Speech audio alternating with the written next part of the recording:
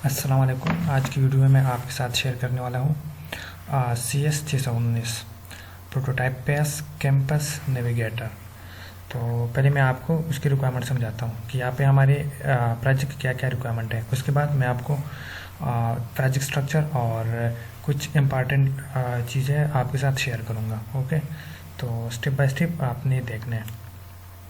और यहाँ पे मैं आपको मतलब अपनी एंड्रॉयड स्टूडियो के एमुलेटर में रन करने वाला था, लेकिन यहाँ पे फिर वो साथ में स्क्रीन रिकॉर्डिंग और कुछ और भी चीज़ें साथ साथ चल रही होती हैं, तो उस वजह से फिर सिस्टम थोड़ा सा स्लो हो जाता है। ठीक है, तो इसलिए मैंने ऑलरेडी अपने मोबाइल में स्क्रीन रिकॉर्डिंग कर ली। साथ में मैं आपको वो प्ले कर देता हूँ और साथ साथ रिक्वायरमेंट भी समझाता हूँ। ओके, तो ये रहा हमारा कैंपस नेविगेटर ऐप। और साइट यहाँ एक साइड पे मैं आपको रिक्वायरमेंट दिखाता हूँ। ओके, तो यहाँ पे हमारी रिक्वायरमेंट क्या है। अच्छा, तो ये जो है कैंपस नेविगेटर मोबाइल ऐप। सबसे पहले मैं आपको यहाँ पे ये बताता चलूँ कि यहाँ पे हमने कौन सी टेक्नोलॉजी यूज़ की है और कौन सी आपको करनी चाहिए।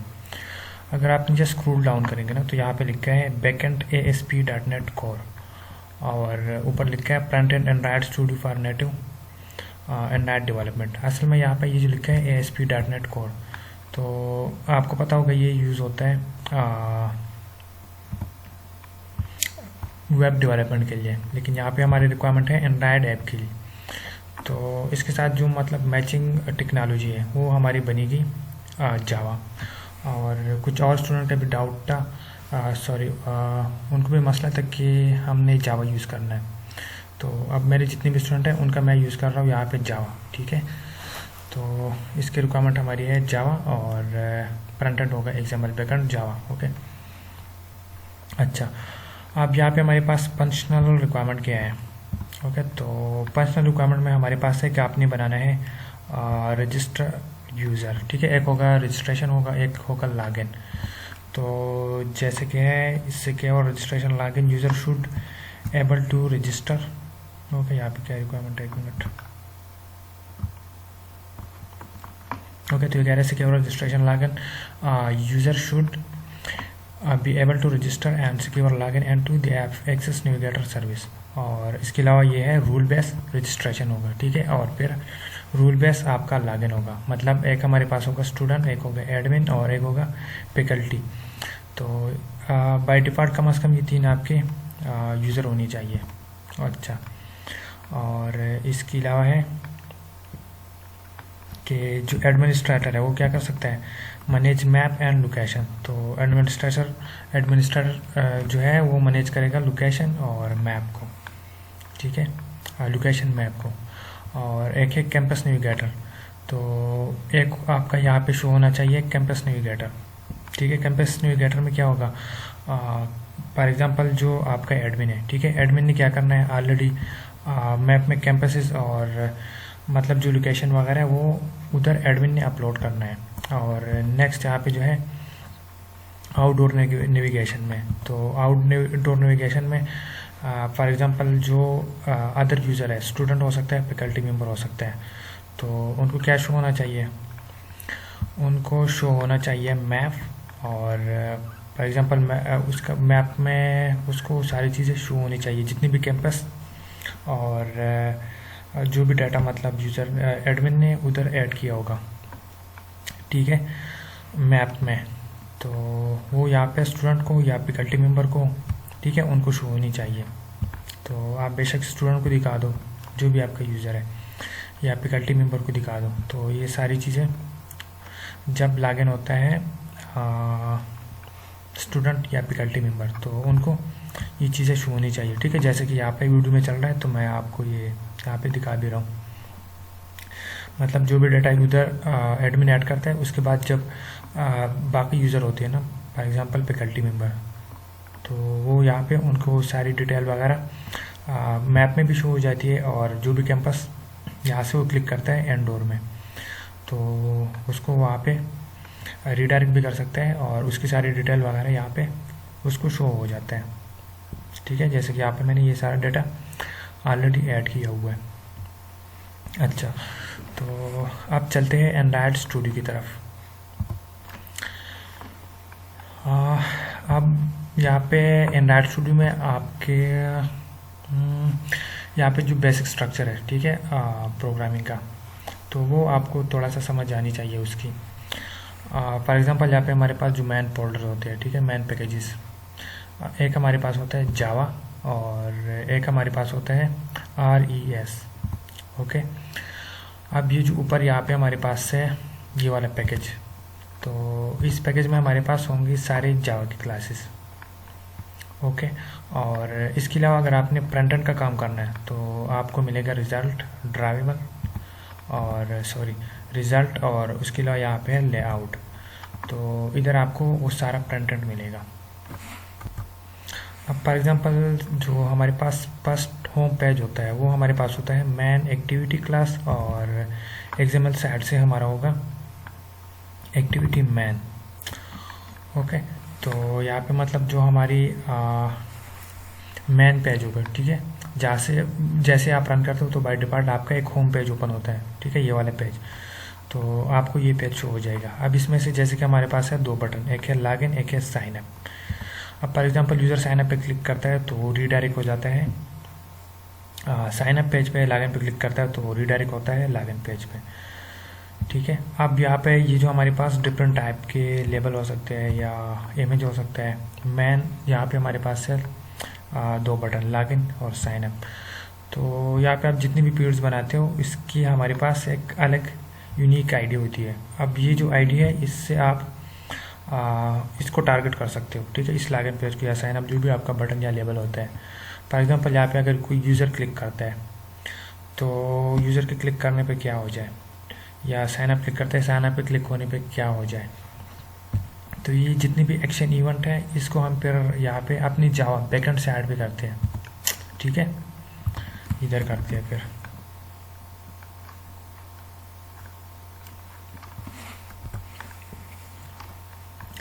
अब फॉर एग्जांपल यहाँ पे ये जो हमारे पास है लॉगिन और एक है साइन अप, तो इसका अगर मैं आपको कोड दिखाऊँ यहाँ पे, ठीक है, लॉगिन बटन का, तो यहाँ पे आप देख सकते हैं यहाँ पे हमारे पास है आईडी, और जैसे कि यहाँ पे इसकी आईडी है लॉगिन बटन, और सेम इसी तरह हमारे पास साइन अप की भी एक आईडी होगी, साइन अप बटन। ओके, तो ये हो गया हमारा XML front end code.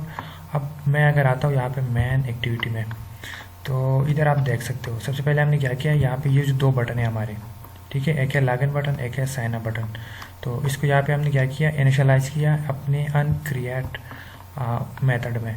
Okay, और आप ऊपर भी देख सकते हो यहाँ पे हमने ये 2 बटन लिए, और उसके बाद हमने यहाँ पे क्या किया, इन 2 बटन को इनिशियलाइज किया है। अच्छा, उसके बाद यहाँ पे हमने क्या किया, एक्शन इवेंट लगाया है।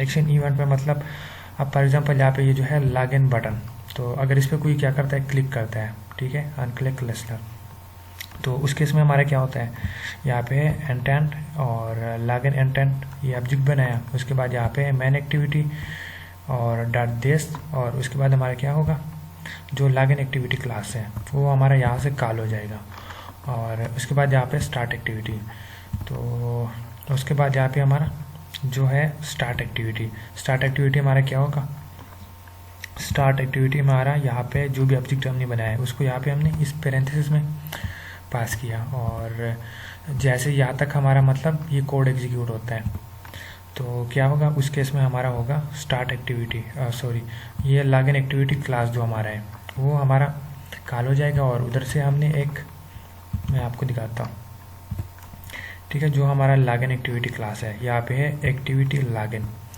तो ये जो है एक्टिविटी लॉगिन ये हमारे पास है front end XML file. Okay, तो अगर आप यहाँ पे आएंगे एक्टिविटी लॉगिन में, तो आपका ये एक्टिविटी लॉगिन पेज ओपन हो जाएगा। ओके,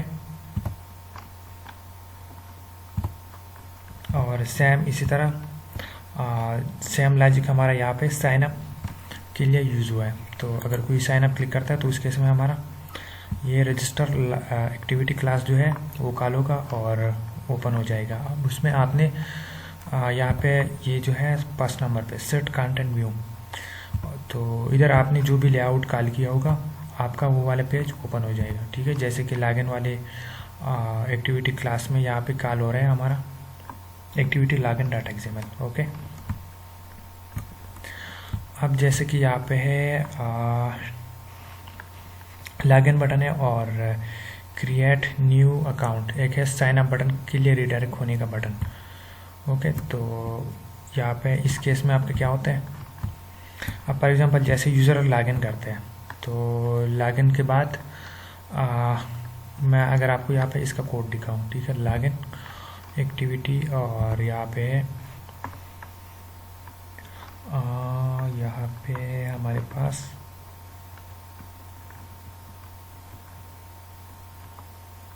ओके, तो ये है login button dot set click listener.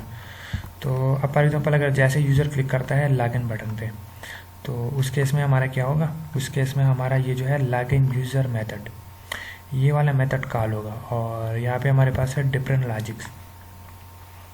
Okay, अच्छा, अब इससे पहले आपको एक और क्लास है उसकी समझ आनी चाहिए, ठीक है, तो मैं आपको वो थोड़ा सा बताता हूँ।